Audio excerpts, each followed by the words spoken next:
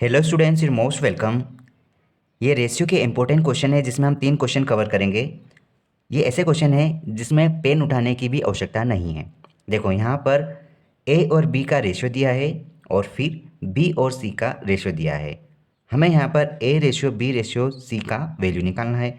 ऐसे क्वेश्चन में हमें ज़्यादा दिमाग नहीं लगाना है। सबसे आसान तरीका, बेस्ट अप्रोच, देखो यहाँ पर मैं आपको 2 अप्रोच बताऊँगा। देखो यहाँ पर दिया है हमें A ratio B ratio C का वैल्यू फाइंड करने के लिए। ठीक है, हमें क्या करना है, यहाँ पर ए रेशियो बी का मान लिखो 2:3 है। फिर क्या बोल रहा है, बी रेशियो 3 का मान 2:5 है। तो आप बी के नीचे 2 लिखो और सी के नीचे आप 5 लिखो। अब आपको दिख रहा होगा कि यहाँ पर सी का वैल्यू आना चाहिए जो नहीं है, यहाँ पर ए का वैल्यू आना चाहिए जो कि नहीं है। तो ध्यान रखना कि इसके नज़दीक जो वैल्यू लिखा है वही वैल्यू यहाँ पर लिखा जाएगा। बस इतना सा काम आपको करना है। और यहाँ पर ये वैल्यू आप यहाँ लिख दो और आप इसका मल्टीप्लाई कर दो। कितना हो जाएगा, 2 दूना 4 रेशियो 3 दूना 6 रेशियो 5 या 15। यही आपका आंसर है, 4:6:15। मतलब option A is right answer. अब देखो सेकंड अप्रोच क्या बोलता है।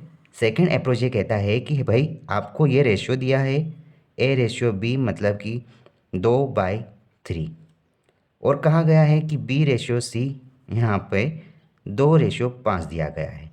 ठीक है, हमें यहाँ पर ये पता लगाना है कि देखो बी यहाँ पर भी है, यहाँ पर भी है। जब दोनों जगह बी है तो इसकी वैल्यू अलग अलग क्यों है। इसकी वैल्यू आप बराबर करो। तो आप एक काम करो, ये 2 का मल्टीप्लाई आप यहाँ करो 3 में, कितना हो गया, ये 6 बन जाता है। तो 6 इसको भी बनाओ, तो यहाँ पर ऊपर वाली वैल्यू का मल्टीप्लाई करो, तो 6 यहाँ भी बन गया और यहाँ पर भी 6 बन गया। लेकिन लेकिन बात यह है कि जब आपने हर में मल्टीप्लाई किया है तो आपको अंश में भी मल्टीप्लाई करना ज़रूरी है। तब जाकर आप कहोगे कि ये 4/6 हो गया। और यहाँ पे आप जब 3 का मल्टीप्लाई करते हैं तो हर में भी आपको 3 का मल्टीप्लाई करना पड़ेगा। ठीक है, यहाँ पर कितना हो जाएगा, 3 दूना 6/5 अब आप देखो बी की वैल्यू यहाँ भी 6, यहाँ भी 6, यहाँ पर ए की वैल्यू 4, सी की वैल्यू 15। तो आप यहाँ पर आराम से बोल सकते हो कि A ratio B ratio C equal to क्या हो जाएगा, यहाँ पे ए का वैल्यू 4, बी का वैल्यू 6 और सी का value 15। That is your answer. अब आप ये दोनों अप्रोच में से कोई भी अप्रोच आप सॉल्व करने के लिए यूज़ में ले सकते हैं। ठीक है, नेक्स्ट क्वेश्चन देखते हैं। यदि ए रेशियो बी का वैल्यू ये, बी रेशियो सी का वैल्यू ये, सी रेशियो डी का वैल्यू ये दिया हो, तो आपको सिर्फ A ratio B ratio C बताना है, ना कि डी कहा गया है। बाकी आप डी में भी यहाँ पर आप वैल्यू निकाल सकते हैं। अब आप यहाँ पर देखो, यहाँ पर आप फर्स्ट अप्रोच से आप सॉल्व कर लो।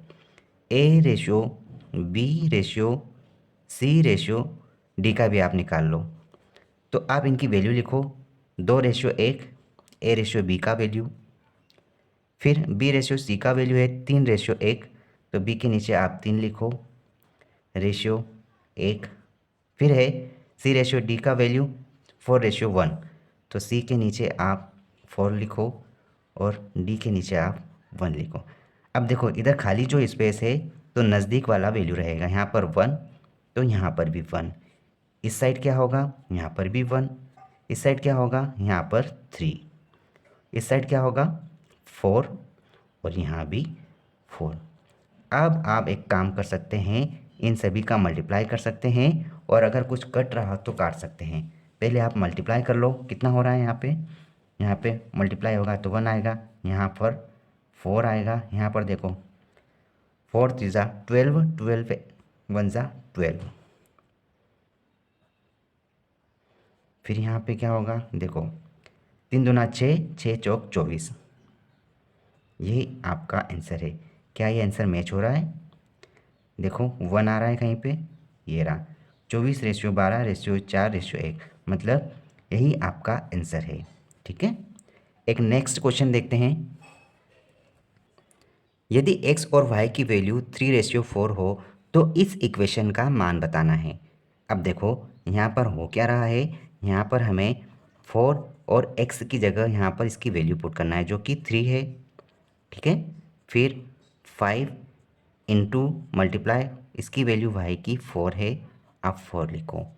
डिवाइड में आप इसी प्रकार 5 इंटू एक्स की वैल्यू 3 माइनस 2 इंटू वाई की वैल्यू 4 रखो।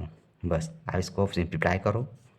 12 plus 20 divide by 15 minus 8। 20 plus 12 यहाँ पर हो जाता है 32 और 15 में से 8 जाएगा तो बचेगा 7, ठीक है। अब देखो यहाँ पर ये बटे में है तो आप इसको रेशियो फॉर्म में लिख दो। कितना हो जाएगा 32:7। That is your answer.